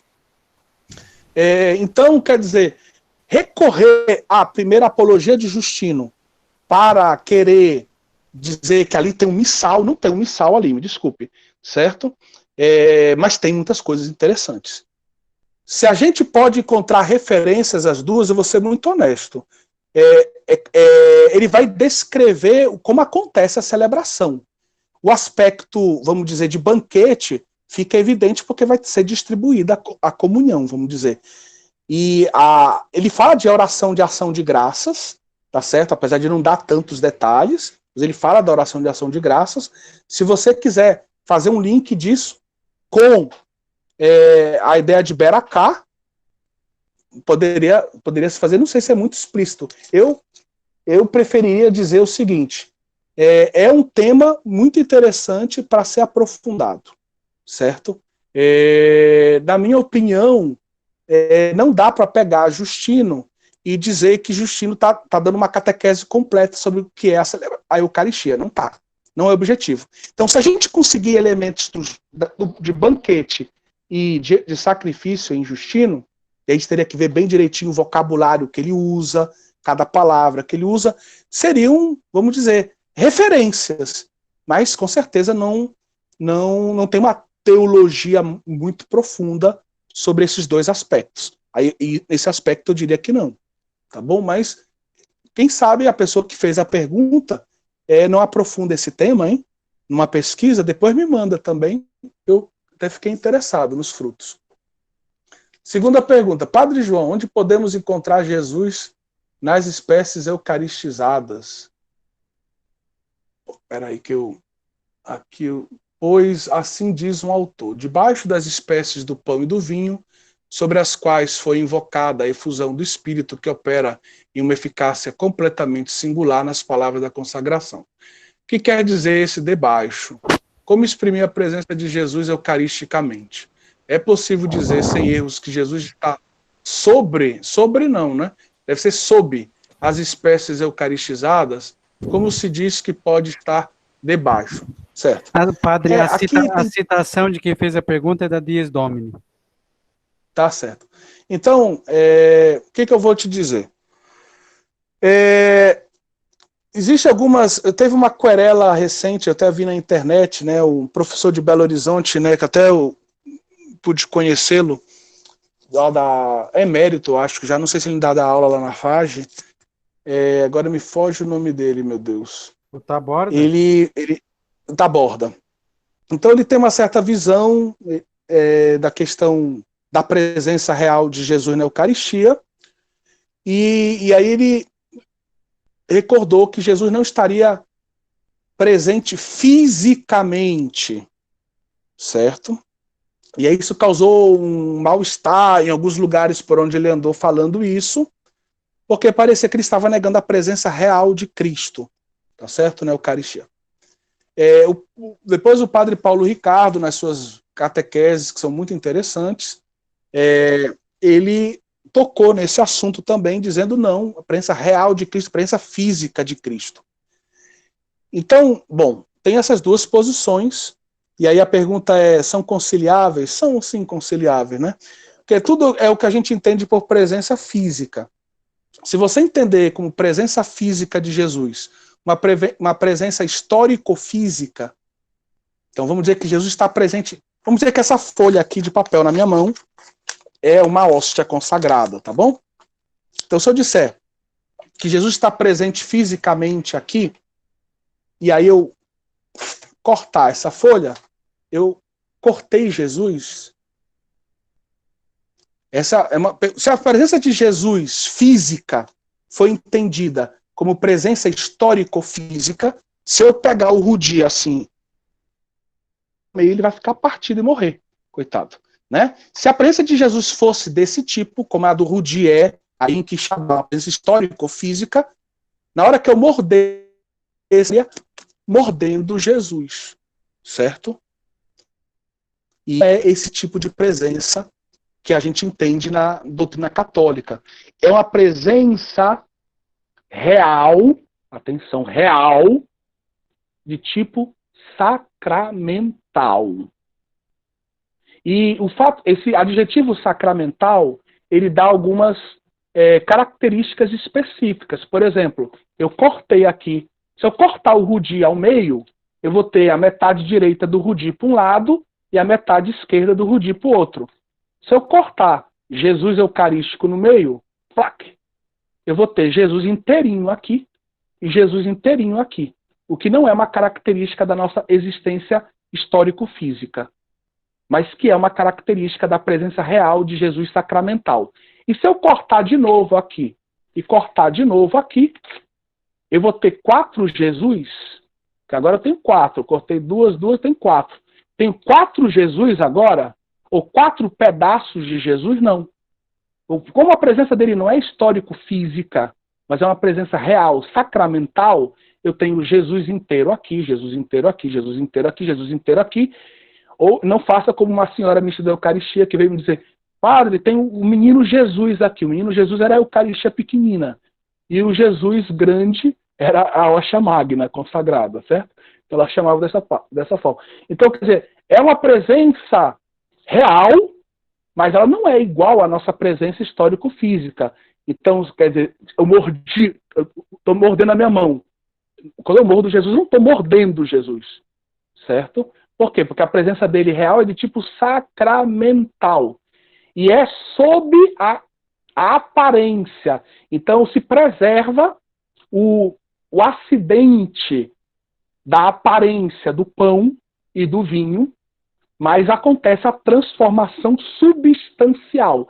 Aí daí que vem esse sob. Para quem não conhece pouco, a expressão substância vem de substare.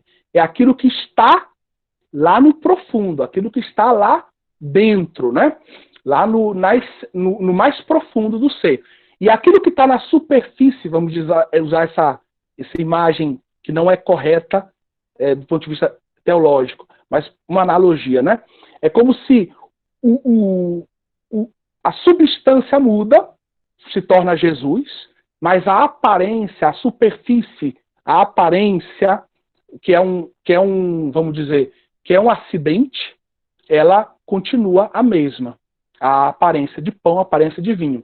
Então, a questão de acidente, por exemplo, a rosa, pensa numa flor.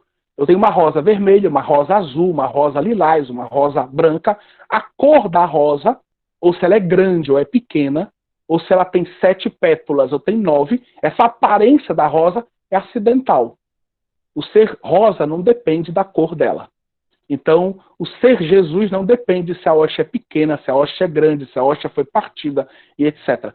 Então, isso, eu estou dando um exemplo daquilo. Não dá para dar um curso de teologia de teologia eucarística, que eu gosto muito, mas não é aqui o lugar que a gente vai resolver todos os nossos problemas.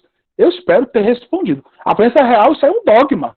Isso é um dogma, isso não dá para discutir, porque Jesus está presente realmente. Agora, o termo presença física é que você pode interpretar dependendo da filosofia que você usa de base. Tá certo? E aí, nesse caso, se você pensar presença física, de tipo físico-histórica, não. Mas se você pensar presença de tipo presença real, de tipo sacramental, ou seja, quando eu toco na hóstia, eu estou tocando em Jesus Cristo, sim, eu estou tocando sim em Jesus Cristo, que está sob a aparência do pão. Mas ele tem características de uma presença sacramental, que é diferente da histórico-física. Terceira pergunta. Espero ter respondido, me perdoe se eu não consegui responder tudo. Quais aspectos são semelhantes e quais se divergem na narração da Eucaristia entre os sinóticos e o Evangelho de São João? Olha, mais do que responder essa pergunta, que seria um pouco cansativo para vocês, pegue um quadro sinótico dos evangelhos. Você encontra os evangelhos sinóticos. Existe aquela sinopse dos evangelhos, né, em português. E você, em língua portuguesa, às vezes você encontra em 2 línguas, tem português e grego. E você pode fazer um estudo comparando. Ou, se você quiser, pegue o meu livro. Tudo sobre as 4 narrações e vou mostrando as características dos 4 relatos, incluindo o 1 Coríntios. Mas se você também quiser, Jesus de Nazaré, volume 2, o capítulo que fala sobre as palavras da instituição da Eucaristia. O Ratzinger vai analisando isso, Bento XVI vai analisando isso com maestria, de modo muito didático, muito simples. Tá bom? Tem muitas diferenças. Tá certo? Primeiro que João não tem a instituição da Eucaristia, como a gente tem no sinótico, não tem lá.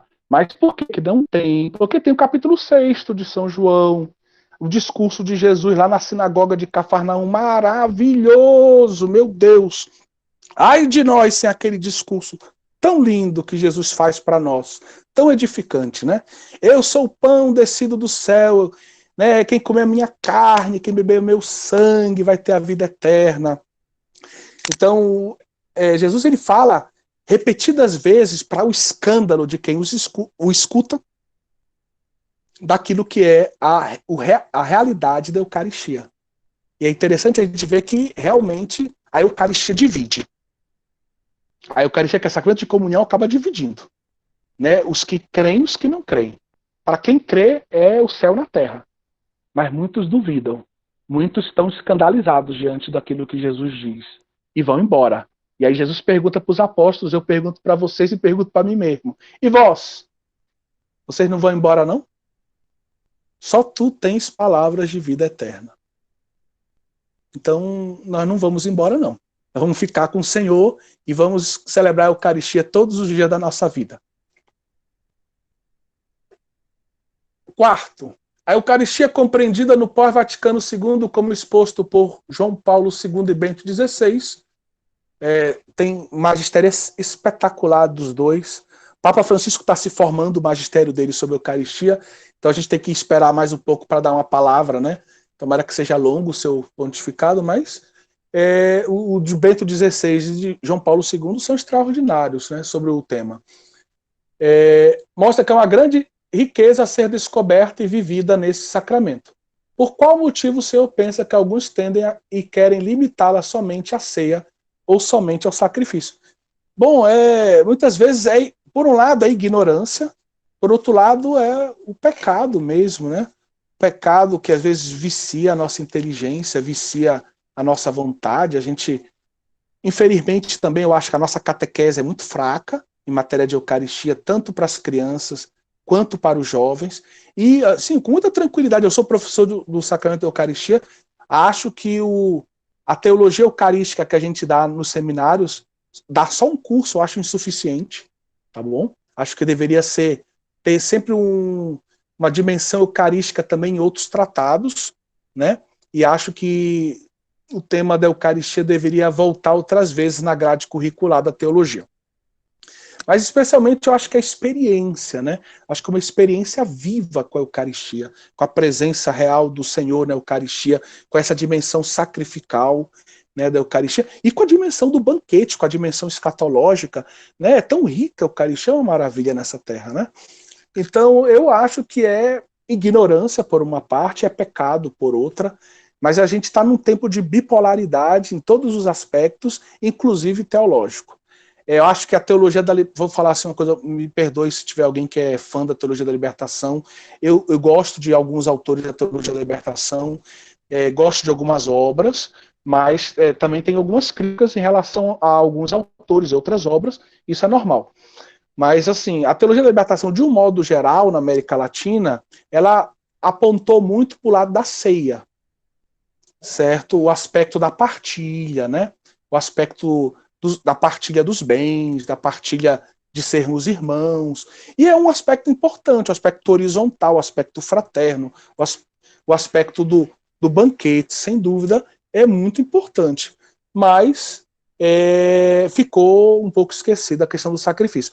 Mas também, já que a gente falou, se a gente pensar um pouco nas celebrações a nível de alguns movimentos, renovação carismática, católica, talvez o próprio caminho neocatecumenal também, né? Eu tenho um padre do caminho neocatecumenal que mora aqui comigo, que é um grande amigo, a gente conversa sobre isso. São as minhas impressões, eu posso estar errado, tá bom?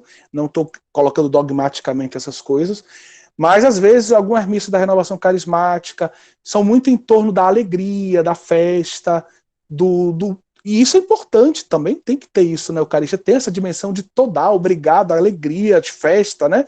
Mas o conteúdo central da Eucaristia é o sacrifício, né?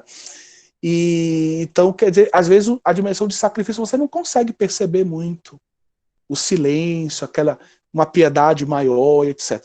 Por outro lado, também num certo nível tradicional, parece que num certo tradicionalismo, a missa de A a Z é toda sacrifício, como se não tivesse a liturgia da palavra, como se não tivesse o credo, o glória. Quer dizer, cada momento da liturgia tem o seu dinamismo próprio também, né?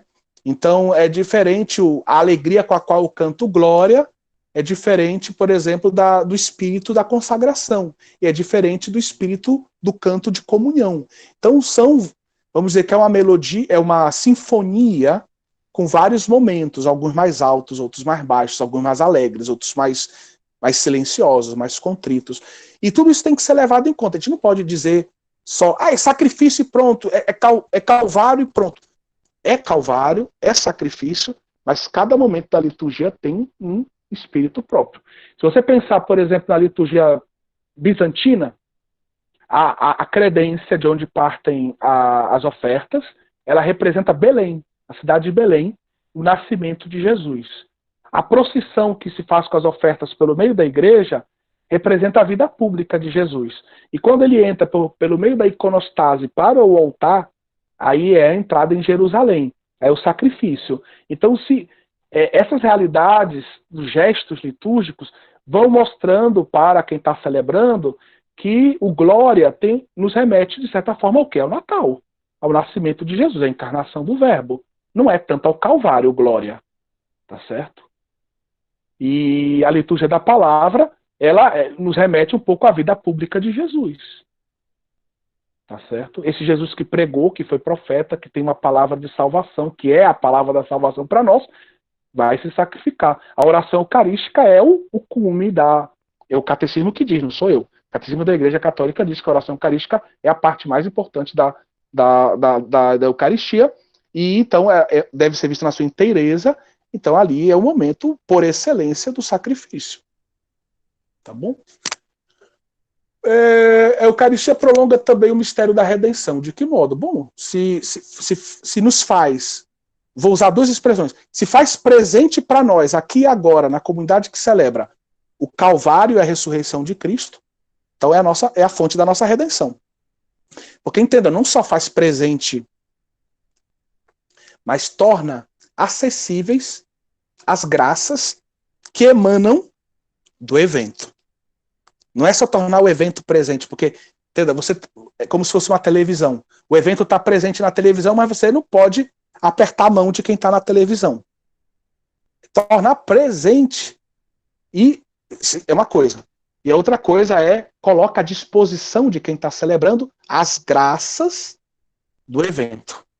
E é isso que a Eucaristia faz. Tem um rio de graças escorrendo, jorrando da Eucaristia para todos nós.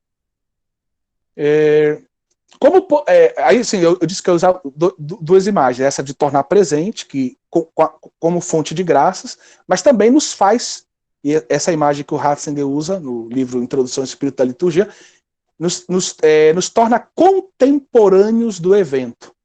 É como se nós fôssemos, pelo Espírito Santo, pneuma, vento, ele nos respirasse para dentro do evento, nos colocasse dentro do evento na liturgia. É fantástico. Né? O Ratzinger tem uma frase bem pequenina, que eu acho que diz muito, que o mais importante na liturgia não é o que se vê, é o que não se vê, é o mistério. E aí a gente tem que estar mais atento ao que não se vê.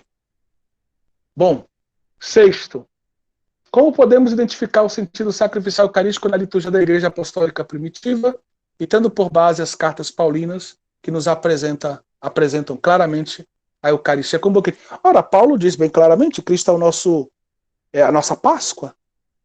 E quando São Paulo fala, vou remeter de novo ao meu livro, né? São perguntas que são importantes, mas eu teria, vamos dizer, que fazer aqui costurar uma série de textos para responder essa pergunta que é muito pertinente, muito importante. Mas eu vou remeter, por favor, deve ter na biblioteca de vocês, a essa parte da dimensão de sacrifício nos textos paulinos, tá bom? Você pode encontrar, eu vou falar dos textos eucarísticos em São Paulo, deixa eu ver onde é que tá.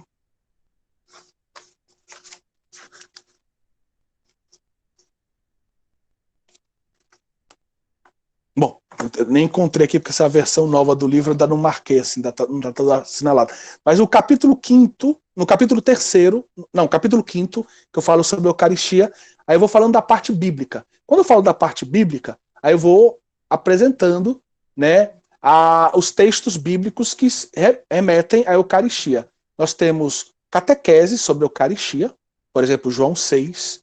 Nós temos alguns textos paulinos também sobre que são catequeses eucarísticas, e nós temos alguns textos que se referem ao costume que os cristãos tinham de celebrar a Eucaristia. E nesses textos, né, se fala muito da ideia de sacrifício. Agora, tem um outro livro meu, que eu vou ter que pegar aqui, só um momentinho. Esse outro aqui da editora Eclésia, Consagrados para a Missão. Talvez esse aspecto de sacerdócio, de sacrifício, fique mais claro, fique mais claro numa série de textos que eu apresento, acho que são 11 ou 12 textos que eu apresento sobre o sacerdócio de Cristo no Novo Testamento, certo? Então vamos ver onde é que está isso aqui. Por exemplo, vou dar alguns exemplos para você. O termo o servo de Yahvé. O termo servo de Yahvé, a palavra, vamos dizer, que está como base desse termo servo, é taliá. E esse termo ele pode ser traduzido tanto como servo como cordeiro. Então, quando João Batista fala, eis o cordeiro de Deus que tira o pecado do mundo, também se poderia entender, eis o servo de Deus que vai tirar o pecado do mundo. O quarto cântico do profeta Isaías, que fala sobre o servo de Yahvé, ele vai unir as duas coisas. No fundo, você vai ver que o servo é o cordeiro. Ele se transforma em cordeiro, o que a gente lê na Sexta-feira Santa, né? Com primeira leitura. Mas essa ideia do cordeiro, Deus que tira o pecado do mundo, é claro, é um sacrifício do tipo expiatório. Esse cordeiro ele vai morrer para tirar o pecado do mundo. É justamente a ideia do sacrifício pelos pecados, do Hatat, se chamava assim no hebraico. Mas em São Paulo também se vai falar Cristo, nossa Páscoa, foi imolado. 1 Coríntios 5:7. Foi imolada, imolação, é sacrifício. Ou você pode pegar também São Paulo, Romanos 3:25, Jesus Cristo foi a ele que Deus destinou para servir de expiação. Esse termo é um termo técnico. São Paulo não usa aleatoriamente os termos. Ele é um cara que foi formado aos pés de Gamaliel, e ele tem muita clareza do termo que ele deve usar ou não. Quando ele diz servir de expiação, ele está usando, na verdade, seria no hebraico caporet, o propiciatório, propiciação. Caporete era a tampa da Arca da Aliança, que era o local onde se aspergia o Santo dos Santos, o sumo sacerdote, no dia do Yom Kippur, que era o lugar onde Deus, entre aspas, sentaria, lá no Santo dos Santos, sobre a tampa, que tinha os dois anjos lá, né? Então Deus sentaria ali, e era ali que o sumo sacerdote, uma vez por ano, no dia do Yom Kippur, devia aspergir o sangue, oferecendo para Deus o sangue expiatório, pedindo para Deus perdoar os pecados do povo inteiro, né? Então ele vai usar essa expressão, que é claramente sacrificial. Na carta aos Efésios, capítulo 5, versículo 2, Cristo nos amou e se entregou a si mesmo por nós, em oblação, é termo técnico também, e vítima, como perfume de agradável odor. Perfume de agradável odor, que está falando leboná em hebraico, seria a oferta do incenso, que acompanhava de manhã e de tarde o sacrifício do cordeiro, o tamide. Basta lembrar o início do Evangelho de Lucas, que está o pai de João Batista oferecendo um sacrifício. Ele estava oferecendo um sacrifício de incenso. lá no santo, não no santo, diante do santo dos santos. Então é uma oferta de leboná, de incenso. Então são todos vocábulos, vamos dizer, de tipo sacrificiais aqui. Ou pensa no bom pastor. Quem é o bom pastor? Aquele que dá a vida pelas suas ovelhas. E mais tarde ele diz que ele vai dar e vai tomar de volta a vida. Ele vai dar, por isso o pai, vamos dizer, tem apreço por ele. Porque ele dá e toma de volta a vida dele. Ele morrer e vai ressuscitar. Né? Ou a oração sacerdotal também. A oração sacerdotal, capítulo 17 de João. Ela é tripartida porque ela segue a estrutura da oração do sumo sacerdote no dia do Yom Kippur. Jesus ele reza por ele, pelos seus, os apóstolos, e por todos aqueles que vão crer. Né? Então Jesus está fazendo essa oração quando? Na preparação para o seu sacrifício. O sumo sacerdote fazia essa oração tripartida na preparação do sacrifício do Yom Kippur. Então, tudo é sacrifício, né? Bom, então o Salmo 22, a relação dele com a paixão de Cristo, né? Bom, eu fico por aqui. Então, convinha que Jesus realmente morresse e depois ressuscitasse, para cumprir as escrituras, né? Como diz 1 Coríntios 15, se eu não me engano, é versículo 3. São Paulo repete: morreu segundo as escrituras, foi sepultado e ressuscitou segundo as escrituras. Bom, vamos ver se eu consigo ainda responder a última pergunta, Deus queira.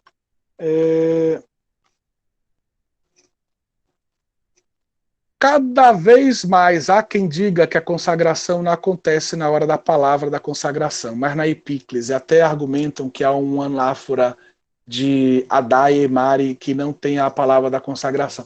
É essa discussão muito antiga, né? Já dividia os bizantinos, né? Tem uma obra muito bonita, que eu até escrevi um artigo em italiano sobre ela, que é Cabasilas, né? Cabasilas escreve uma obra sobre a Eucaristia, muito interessante. Eu acho que ela está até aqui ao alcance, talvez, das minhas mãos. Espera aí. Essa aqui. O comentário à Divina Liturgia. Essa aqui, bom, era uma edição mais barata em inglês. Eu comprei em inglês, mas li a obra em italiano. Mas eu tenho ela aqui comigo. Então ele já trata dessa questão, porque, por exemplo, na nossa oração eucarística número 2, nós temos a epíclise e depois as palavras do memorial. Essa ideia de ficar dividindo muito a oração eucarística é tipicamente ocidental, não combina com a visão oriental de pensamento, é tipicamente cartesiana. A gente tem que dividir para tentar entender. E o pior é que a gente divide, vai estudando cada parte e não entende o todo depois. Então eu diria, é muito bom a gente manter sempre a visão do todo. A epíclise vindo antes ou depois, porque só na hora da epíclise que as palavras de Jesus... Bom, o grande elemento é que a consagração ela acontece graças a uma ação do Cristo ressuscitado que está presente na liturgia, e esse Cristo ressuscitado ele está sempre soprando o seu espírito sobre a igreja. Então a gente querer limitar a epíclise apenas ao momento em que o sacerdote ele pede a descida do Espírito Santo é um pouco limitativo, porque quando Jesus está falando, como eu estou falando, está saindo o ar da minha boca, não está? Você não está vendo, mas está saindo o ar da minha boca. Porque quando a gente fala é assim, a palavra quando sai sempre vem com vento, sempre vem com ar, ela sempre vem com espírito. Tem um livro bonito do Yves Congar sobre isso. Palavra e souffle, parola e souffle, palavra e sopro, falando do Cristo e do Espírito. Ou seja, a palavra quando sai, ela sempre leva um sopro. Então você dizer que as palavras de Jesus sem a epíclise não faria consagração? Bom, vá rezar e pergunte a Deus se é verdade isso. Então, a oração eucarística primeira, por exemplo, o cânon romano, não tem uma epíclise explícita. Tá bom? Vocês podem estudar isso, não tem uma epíclise explícita. Então se discute, parece que é aqui, alguns dizem que não é, e justamente é o alvo da discussão entre bizantinos e latinos. Os bizantinos fazem a epíclise depois Então, se é antes, se é depois a epíclise, a palavra de Jesus, ela sempre é epiclética. Me perdoe. Então, se eu estou ali na palavra, no memorial, eu estou dizendo as palavras de Jesus, a palavra de Jesus ela é sempre epiclética. Tanto que, entendam, se houver uma falha, o sacerdote esquecer a epíclise, é válido ou não é o sacramento? É claro que é válido. Então, se houver uma falha, aconteceu uma distração, deu uma trovoada na hora, o sacerdote pulou a epíclise e fez as palavras da consagração. É válido? É claro que é válido. Então, são discussões, eu digo, técnicas, discussões que podem ter o seu valor. Realmente eu prefiro ver a oração eucarística no seu todo, na sua globalidade. E, claro, tem o aspecto pneumatológico da Eucaristia, é muito importante. Eu sou muito ligado a esse aspecto pneumatológico também. Mas, digamos, quem instituiu o sacramento foi Jesus Cristo. E a palavra de Jesus Cristo, ela é pneumatológica. Porque Jesus Cristo é o Senhor, aquele que tem o Espírito, e é o doador do Espírito, é ele que dá o Espírito. Então, e é ele que, através do Padre, o Padre está lá só como representante sacramental dele, em persona Christi Captis, é ele quem consagra. Então, se ele está presente ali, está consagrando, meu querido, você está duvidando que vai acontecer a consagração? Não duvide, não.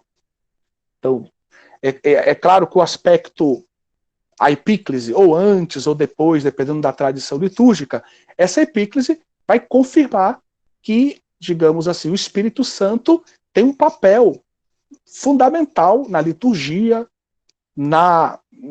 digamos assim, na oração cristã e também na transformação das nossas próprias vidas. E a gente fala pouco da epíclise sobre o povo. E a oração eucarística fala disso. Tá certo? Sétimo, cada vez mais há quem diga... Bom, acho que eu respondi todas, me perdoe. Eu acho que é isso. Deus abençoe a todos vocês.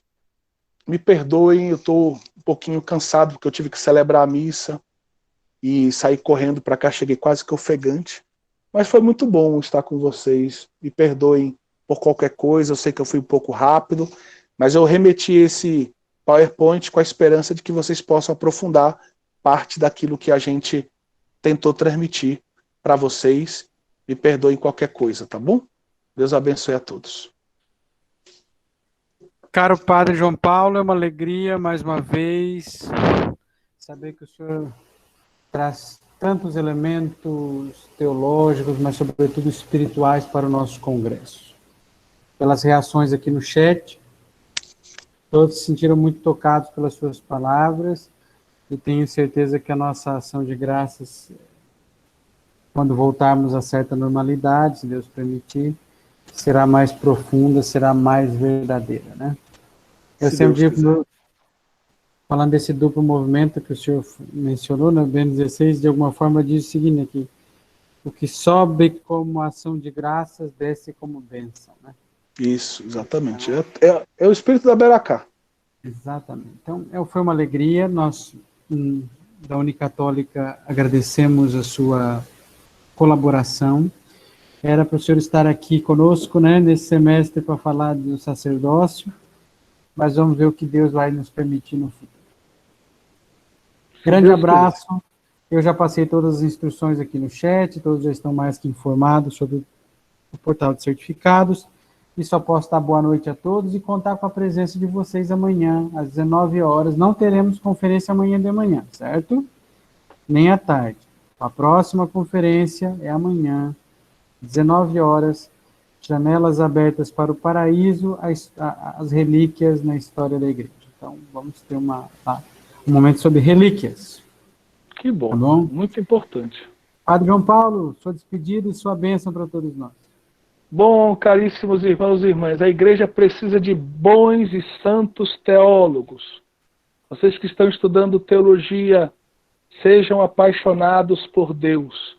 O teólogo é, antes de mais nada, um homem, uma mulher apaixonado por Deus. né, e chamado por Deus a trilhar esse caminho. É um caminho árduo, um caminho difícil, um caminho que exige muitos estudos para que a gente possa ser frutuoso. É um caminho de cruz, mas é um caminho também de ressurreição, onde que a gente vai recebendo tantas alegrias, vamos coletando, colhendo dos nossos estudos teológicos pepitas de ouro, né? Tudo aquilo que Deus vai nos ajudando a compreender um pouco mais sobre a revelação, sobre a Eucaristia, sobre a igreja, para que a gente possa crescer pessoalmente, mas principalmente para que a gente possa colocar a serviço da igreja, né? Porque é um serviço eclesial. Serviço da igreja significa serviço do magistério e a serviço de todo o povo de Deus. Né? Sejamos sempre homens também de comunhão com o magistério. Amemos a Sagrada Escritura, amemos a Sagrada Tradição, amemos o magistério, amemos o nosso Papa, amemos os nossos bispos, amemos a nossa igreja. E o Senhor, a sua bondade, vai nos fazer frutificar. Alguns vão dar frutos 30 por 1, 60 por 1, outros 100 por 1, mas o importante é que frutifiquemos, estejamos ali, verdadeiramente radicados no Cristo, como um ramo unido à verdadeira videira que é Cristo. Que Deus nos abençoe a todos. Foi uma alegria estar com vocês. Rezem por mim e contem com as minhas orações. Rude, muito obrigado mais uma vez pelo convite. Que Deus abençoe o teu serviço na Unicatólica. E se por acaso o bispo estiver aí nos acompanhando, que ele reze por nós aqui também. Tá bom? Deus abençoe a todos. Amém. Boa noite a todos. Até amanhã, 19 horas. Grande abraço. Boa noite, padre. Boa noite, boa noite.